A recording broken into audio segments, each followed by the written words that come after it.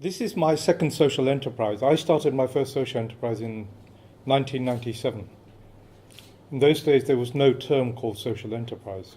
It was an opportunity where I created a charity that created social value, working with very small charities, and we got money through contracts with very, very big companies in the UK. It wasn't until the year 2000, somebody came to me at a conference and said, what you're running is a social enterprise. Uday, Yeah. so if you could either stand closer to the mic Okay. or you can use this handheld if Sure. you like. It's up to you. Okay. Can you hear me now? Good. Okay. So, a lot of people came to me and said, how is it you made this sustainable social enterprise? So I spotted another opportunity in 2002. I set up Red Ochre primarily to work with people who wanted to build ethical and social businesses and are helping them to become more sustainable. Since then, we've been working across the UK. We're working with the British Council in places like China, Malaysia, Singapore. We've been to Estonia in the past. We've been to Italy. And with other organizations, we have worked in places in Africa and also the Middle East. For the various umbrella organizations in the UK, we have also created toolkits for social enterprise, including for the universities in the UK, and currently we're working on a toolkit for Chinese universities on social enterprise. So got a little bit of knowledge about social enterprise and supporting them. Now, my question is, my purpose is twofold. One, first of all, how many of you are here because you want to make things good in this world? Thank you. If you're not here, can you leave, please? You shouldn't be here. So you're all social entrepreneurs. You are looking at ways to make the world a better place. My job, and what we're talking about today, is moving forward from that, which is going from being a social entrepreneur to making a social enterprise, making a sustainable organization that can keep delivering social good and is sustainable because it creates profits, and those profits are used to scale up your activities. And the question is, how do we do that? Now, my issue is that there are two sides to this. If you ask for support, you can't just go to government and other people and say, you must do this. We, as social entrepreneurs, also have to learn to use the right language to get those people to support us. How many of you like strawberries? Right. I noticed for breakfast today in the hotel downstairs, there was a lot of fish. I assume many people in Lithuania like fish. Yes? Do you go fishing with strawberries? No. If human beings like strawberries, do fish like strawberries? Right. So why is it we as social entrepreneurs concentrate on what we like and ignore the people who are our customers and try and give them strawberries when they don't like strawberries, they like worms? What we have to do is learn how to tell people, look, we have a worm for you, eat this and support us. So this is where we're going to start. My basis of starting this is that whatever you do, you have to prove that you are creating some form of value. Let's call it a value proposition. What is it your social enterprise does that creates a value proposition? And I've broken this is my definition of social enterprise, of value proposition. That in some way, you have to tell people what we do helps you make a profit. Now, that may not always be true for social enterprises, so let's park that. Next thing is what you do help to save the other people costs? Now, a lot of social enterprises, a lot of what we've heard about, does do that. Third thing is, does it help to prevent a problem? Again, I think a lot of social enterprises would agree with that. Does it help to solve a problem? Even before it becomes a problem, we can do something so that it isn't a problem later on. Fourthly, does it help the people you're working with? Does it help to make their job easier? And finally, I would say, does it create a positive emotional experience for the people you're working with? Now, if somehow what you do, you can combine a list of these. It could be all of these, it could be some of these, and you can explain to people, this is what we do and this is why you need to support us. You will create that support. If I can go to a government department and say, look, working with us, we can save you costs, we can prevent a problem, we can stop a problem, we'll make your life happier because it means you have to less worry about it. And if you're a politician, you can say, look how good I was. I commissioned this and now it's not a problem. It makes you look good, so you've got a good emotional experience. It makes your job easier. If you can engage people that way, they're more likely to turn around and say, yes, I should be supporting you. You are a sector that needs our support. So we have to push this agenda that what we're doing creates value for society, and this is what the value is. That's why you have to support us. My problem is that, having had international experience, a lot of social enterprises cannot demonstrate that they create value. They all heart, yeah, we do all this wonderful thing, but does it actually create value for society? It might benefit the people who have the problem, but they can't explain how solving that problem is helping the broader economy. So they're holding up and saying, look, I got a strawberry and trying to catch the fish. What they have to do is demonstrate that they're creating value. So you have to make society understand the value of social enterprise. In the UK, we're lucky that the government, the institutions are starting to understand social enterprise. They still don't understand it fully, but they're getting there. In other countries, they're a long way behind. And it's up to us as social entrepreneurs to show them why we exist and what we can achieve. Governments need to understand that a lot of what they do and what they need to do can be delivered through social enterprises, so they can align society's needs with the strategy of social enterprises. And again, some of the things, how that can be done, were mentioned by Tim. It's about helping to create markets for social enterprise.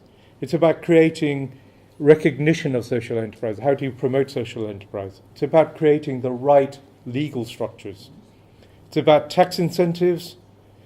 It's also about creating the support ecosystem. You need support. When you go and talk to people in government and say, look, social enterprises need support, they don't seem to understand. Yet when you say, look at the support systems you have for commercial organizations, they say, yes, but they create exports for us, they create economic growth, they create jobs. We have to say, yes, but social enterprise can do all of that as well, and more. And finally, we need finance and funding. And again, this impacts on what Tim was talking about earlier. So let's talk about how do you create markets. There are all sorts of things that governments, local governments, central governments, institutions can do to create market conditions. First of all, it can make life easier by lowering the barriers for procurement. I was approached recently by one of the universities in the UK saying, you're a fantastic social enterprise, we want you to come and do this, we want you to come and help us with our governance. And then they said you have to fill out this 100-page document, and you have to show that your balance sheet is worth £10 million, and you do this and you do that. And I said, I can't do that, I'm a social enterprise, I don't have that sort of money. We're not there to make money of that sort. They said, oh, well, we can't work with you. We need to get these people to change and say, if you want to work with social enterprises, you have to change the way you operate. You have to lower the barriers of procurement requirements. And this applies to government and government institutions at all levels. Most government departments are very risk averse, and they use that as a way of stopping social enterprises from engaging with them. Now, my argument is that it isn't only social enterprises. This prevents SMEs, small businesses, engaging with government. So this is about letting government departments also engage with small businesses in the supply chain. And when you look at the government and the institutions in any country, we're talking about a huge market. It's not just government, it's the health, it's the hospitals, it's the clinics, social care departments, it's education, it's social housing. It's the military. The military are big procurement organizations. How can we engage with them better? How do we get them to change their mind to engage with us? We can also look at helping them help us create markets indirectly, where they're not procuring things directly. They can change policy. They can make the climate easier for other institutions to open up their supply chain, to social enterprises. And again, I'm using the example of the UK, but this is probably true for most countries in the West. Social housing, cooperatives, trade unions, universities, they're all big, big institutions that spend a lot of money. Why are they not engaging more with social enterprise? What about commercial suppliers? Big companies, why are they not using social enterprises more? And again, we're pushing this in the UK. Why are these big multinational corporations not engaging with social enterprise? Can they be incentivized in some way? And again, this is a question I'm throwing open. Is there some way you can turn around and say, here's a carrot that if you engage with social enterprises in your supply chain, we might give you some tax concessions. I'm not talking about investment, tax breaks for investment. This is about possibly doing something else that allows big companies to turn around and say, yes, we will engage with social enterprises. Or actually we'll punish you if you don't have a small percentage of your supply chain being social enterprises or social businesses. For instance, the government could dictate that you've got to have 5 or 10% of your supply chain being social enterprises, and that might actually open up the market. Now, this is, to me, a very contentious issue, recognizing what is and what is not a social enterprise. Personally, I hate pigeonholing people. I hate turning around and saying, here's a document that says you're a social enterprise. Because what attracted me to social enterprise, that in the UK there is no legal definition. You can be a complete clown, you can be an idiot, you can be a maverick, you can do wonderful things, you can be completely inventive and innovative and make big changes because there are no restrictions to you. But if we as a sector want recognition, if we want people to say we need to engage with you, we do need some system of recognition. And this is, again, something that we as a sector need to work on and the authorities need to help us with. We need to come up with some form of definition of what is social enterprise, what is the activity of social enterprise. And in the UK, we went about it the wrong way. We started off with legal structures saying you have to, when I first got involved, people kept going on about you can only be a social enterprise if you have this sort of legal structure, which is complete nonsense. That meant if you got the legal structure and you did bad things, you were still considered to be a social enterprise. And if you did the right things and didn't have the right legal structure, you were not.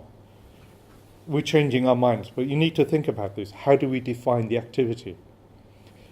If you make the definition too rigid, too exacting, then it'll push away the very people we want to attract. The innovator, the people with innovation in their blood, the people who come in with new ideas and how to do it, the mavericks, the people who don't like structures. We don't want to create barriers from them coming in. We want the social entrepreneurs. We want them to get engaged. We want to create flexibility with the recognition that the people we attract are hard to manage, but actually they are the ones who come up with the best solutions. I was talking to Karen earlier, and she was telling me that her husband, who's I've known for many, many, many years, is one of these people who's a maverick, who's a social innovator, and he's the sort of person, she said, he will walk away from things if he thinks that definitions are too rigid or he's asked to do things that he doesn't like. It's that sort of person we need to attract, not push away. What we need to do is think about how do we define social enterprise. And you're in a lucky situation, you're coming to this quite new, and you can look at us and say, let's see how we can do it better.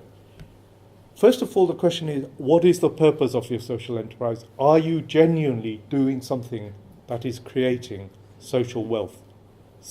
In some way, you're bringing about positive social change. Next thing we need to look at is ownership and control. Is in some way your social enterprise or your entity community owned or community recognized, it's got community involvement? Because if it hasn't, if it's privately owned or privately controlled, is it really a social enterprise? Next thing is about governance. And by governance, I mean openness and transparency and best practice in the way you behave and the way you do things and the way you manage the business. It's no good going out and saying we're a social enterprise and we do good things, but I treat the people who work for me really badly. We don't pay them, we whip them every day. Well, that isn't a social enterprise. You have to be good inside the company as well as outside, and you have to be open about what you do. And the final thing is, and this is again for the people who were there last night, I kept going around and asking all those people who said they were social entrepreneurs, I kept saying, where's the money in this? Where's the profit? How are you sustainable? And I know you didn't like it, but this is important. It is not wrong to make profits. You are a social enterprise. It's what you do with the profits that's important. If you can make profits, you can use it to scale up your activities. You can use it to do more good. So it isn't that profit is bad. It's what you do with the profits that makes you good. So remember that. So what we need to do is come up with some sort of structure, some sort of recognition system. People want to call themselves social enterprise. There is some sort of badge that says, I'm proud to be a social enterprise.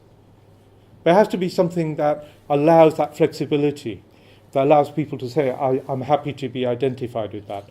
And again, I'm not sure that we have succeeded in doing that in the UK. There are a number of different badges that say you're a social enterprise, including things like the social enterprise mark, which we decided very early on we didn't want to get involved in because we objected to the way it was set up and what the requirements are. A lot of other people have gone down that route, but we decided we didn't want to do it. The other structure is having some form of legal structure. And again, in the UK, we've come up with things like the community interest company. A lot of people say that if you're a cooperative, that you're a social enterprise. I don't accept that. Some cooperatives are social enterprises. However, again, it may be that for some people, having a legal structure that defines them as a social enterprise is correct. However, whatever you decide, however you go about it, you do need some form of monitoring system, some sort of umbrella body that says, yes, we are the guardians of this entity, this social enterprise. We will say these people behave like a social enterprise, whether they have a badge, legal structure, whatever. Because if you can create that collective entity, then we have more lobbying power, we can actually affect change in the community. So you need to create some form of monitoring system, an umbrella body, and we've got something in the UK, the Social Enterprise UK, which is the umbrella body for social enterprises, and again that gives it validity and it allows people to join that, and it gives you a clout because they can stand up and say we represent, or whether it's 60,000 or 250,000 social enterprises, whatever it is, that we speak on their behalf. Now, personally, I'm not very happy about tax exemptions. I don't think you need to incentivize social entrepreneurs with tax breaks. I want to run a social enterprise because I want to run a social enterprise. I want to make a change in the world because I want to make a change in the world. I don't want to make it if someone says, just because we'll give you some tax breaks, you won't have to pay tax, now will you come and do it? That's not social enterprise. A lot of people are demanding that they get tax exemptions if they're a social enterprise. And I think that is a soft option. I don't think social entrepreneurs need soft options. We're all people who are very, very good at going out and fighting the hard fight. However, it may be that in the early stages that small and growing social enterprises need that sort of support. It may be that it comes through grants or maybe it comes through some form of tax exemption. And again, this is something worth thinking about. As I said, my personal issue is that sometimes it takes away that motivation of making profits and sustainability because you think, well, I don't need to bother because the government is supporting me. And I think you have to think about the impact it will have on other small businesses. If they see social enterprises getting special favours, they'll feel actually they're hard done by, in which case they might oppose social enterprise, and then you may have some issues there. And I think that's a bad thing. I think that there may be other ways of using tax incentives, and as I said, it may be that you incentivize the people who are in control of the supply chain, that if you actually engage with SMEs and social enterprises, that you will get tax breaks or tax penalties. That may be a better way of incentivizing social enterprise growth. So I think that schemes to encourage long-term investment and encourage supply chain inclusion may be a better idea than actually giving social enterprises tax exemptions. But again, this is something you as a country, you as a sector, a new sector, need to think about. Now, this is the bit I like best because this is where I work, and I have been working now for the last 12 years. How do you create a support ecosystem? How do you actually help people both start up and grow and scale? And you need support at every level. It's no good just turning around saying we will help only the people at the startup level, and it's not great to say we will only help people at the top. A lot of the people that we, in the UK, a lot of big commercial professional services organisations are now getting more and more interested, but they only want to work at the top end of the market. The trouble with that is you don't have a top end unless you have a bottom end, unless you keep feeding that chain, unless you have new people coming in and growing, you're not going to have the people up there. So you need to have an ecosystem that helps people all the way down. And that support needs to come from people who've got the quality and experience. I keep coming across people who tell me, oh, we can support social enterprises. And you say, tell me what is a social enterprise? They don't know. Lots of local authorities in the UK, a lot of local government departments set up enterprise schemes. And they set up enterprise support people. And then you go and meet these people and say, right, tell me what experience you have running a business. Oh, no, I have been a civil servant. I have been a bureaucrat all my life. Now I'm a business expert. I will tell you how to run a profitable business. I've never done it myself. I'm going to tell you how to do it. That doesn't work. Now, my thing is that if you are going to have if you're going to have enterprise support, you should be asking the people who set these up that a certain proportion, a certain percentage of that support is dedicated to social enterprise support, and that you get the people with the right quality and the right experience in there giving that support. So it's got to be embedded in that supply side. And you need to ask the customers, all of you, the social entrepreneurs, evaluate them. Please tell us, are these people any good? Is the quality good? Would you go back to them? Would you monitor them? In the UK, a few years ago, we started this on a website which allowed you to rate people's training and support delivery, social enterprise support. It was like going on Amazon or eBay. You could go and rate people. And it was really good, and it doesn't exist anymore, unfortunately. Social Enterprise UK were going to run it, and they obviously haven't got the resources to do it anymore. But having that sort of system where, like, TripAdvisor or something, I went to that workshop, I thought they were rubbish. Those people will be out of the market. The people who get very, very good ratings, people will keep coming back to, and these are the people then other people will be attracted to. And you actually bring quality to the market by doing something like that. Maybe there is something in that, again, getting corporate sponsorship or something, you can establish something of that sort. This is a problem that, again, actually getting that quality and transparency at national and local level requires support, it requires resources, and you need to think about who's going to provide that and how much is this going to cost. There are all sorts of other ways that we as a social enterprise sector can help each other. We can set up mentoring circles, peer-to-peer support, peer-to-peer learning. We can meet in cafes, we can meet in restaurants, we can meet in places like this. Talk to each other, learn from each other. That's the best way to learn. I learn more from coming and talking to people like you than ever going to workshops or reading books. I read a lot of books, I read a lot of journals. And then I come and meet someone who said, look, this is what we did in practice. I rolled up my sleeves and this is what I did. And I think, that's a fantastic idea. I'll use that. You learn more from that. So can you do that? That doesn't require much in the way of cost. It just requires effort from you. Set up networks, support networks. These days you can do it online, you can do it physically. Both of them, a mixture of both would work for you. Can you work with other people to set up incubation units? If you're a social enterprise that has space, help, give some other growing enterprises space here, desks and so on that they can work with, and you can support them and they give you fresh ideas. Maybe by incubating them, you'll help them and you'll help yourselves. Can you work with commercial organizations? Can you work with universities? They're always keen. The universities come up with lots of bright ideas. They don't know how to make that into commercial reality.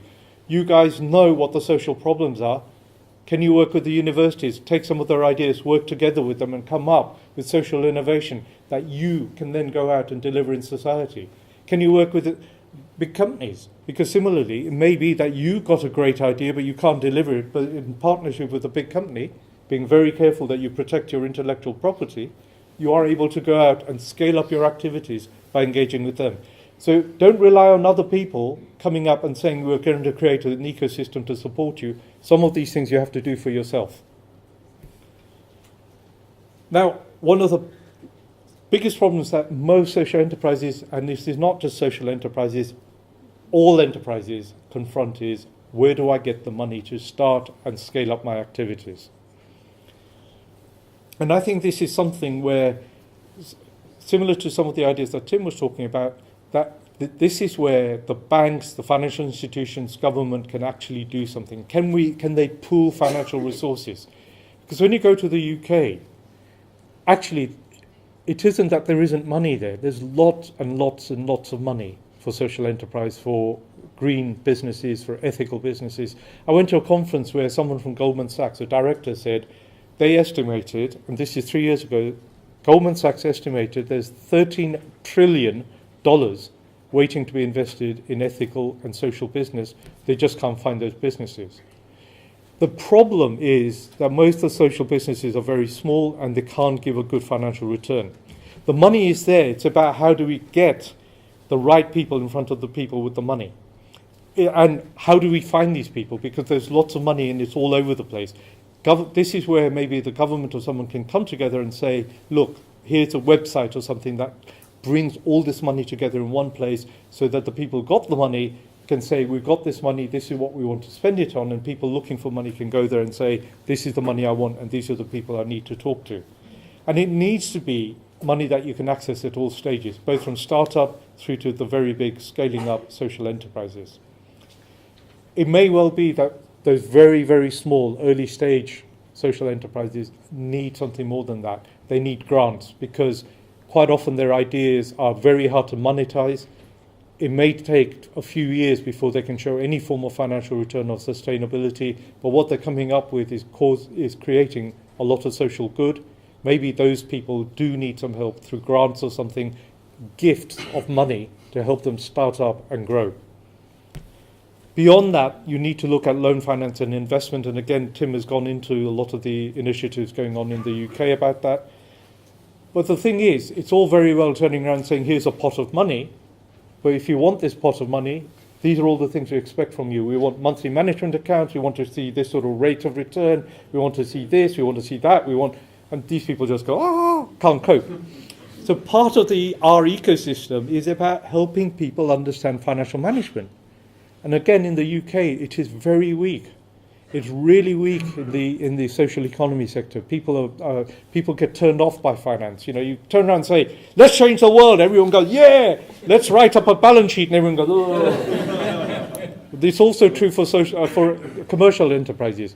Luckily, I have a background in finance. I get a lot of work training people into understanding finance better.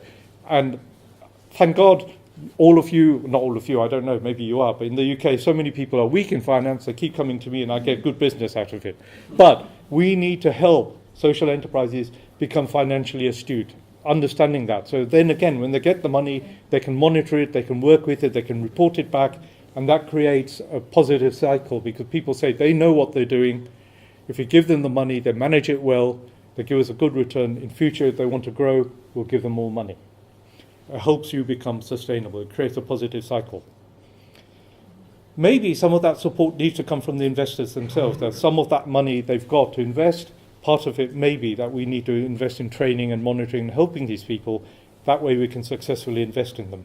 And again, this is something we've been working with extensively with some of the social banks in the UK that, yes, you want to hand this money out, you want to invest, you want to lend. Maybe if we work alongside you, we do some of the training and then follow through with your support, you give them the money, maybe this will work.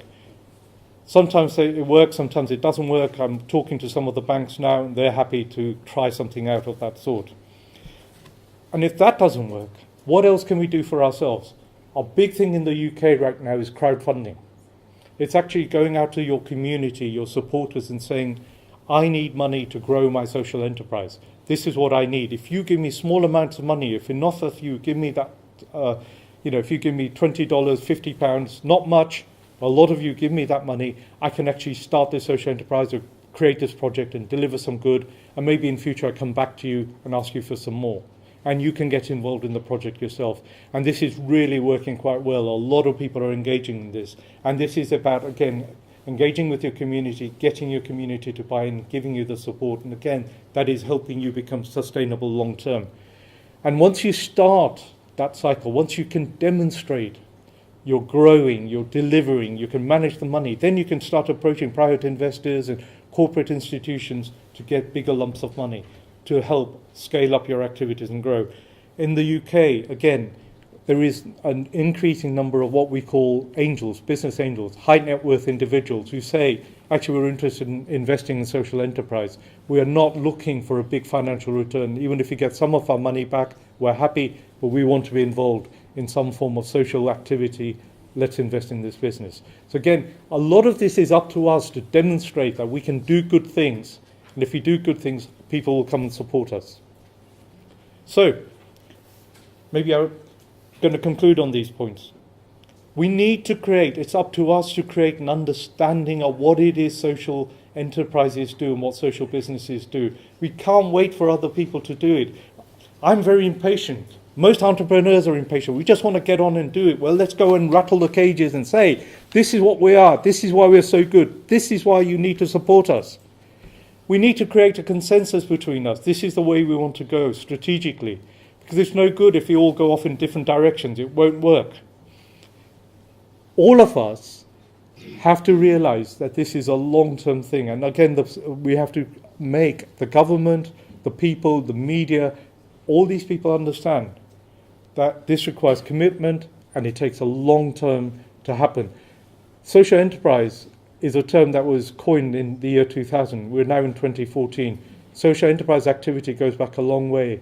The UK is seen to be at the forefront of it, and we're still many, many years away from having realized our dreams. So you have to say this is 30, 40, 50 years of long-term view, long-term commitment to get us to where we want to get to. We need to have some form of control and monitoring. As I say, please make sure it's light touch, not too bureaucratic. We don't want to scare away the people who come with the bright ideas, the mavericks and the innovators. We want to encourage innovation. We want to encourage madness, because the people we think are mad now in the future will look back and say, these guys were brilliant. They came up with these fantastic ideas. Our perception of people's madness changes after years of looking back. You know, Van Gogh was considered to be a complete nutter. Now we're paying millions and millions of dollars for his paintings. So we need to encourage this sort of madness, and we need to make resources available for everyone. Can I finish on saying I was really, really incentivized last night, meeting all these people at the hub, people with bright ideas, doing wonderful things. The passion, the energy is all there. You've got, something really good going here, and I wish you really good luck. And let's see, if the UK can help you in some way, we'd love to do it. Thank you.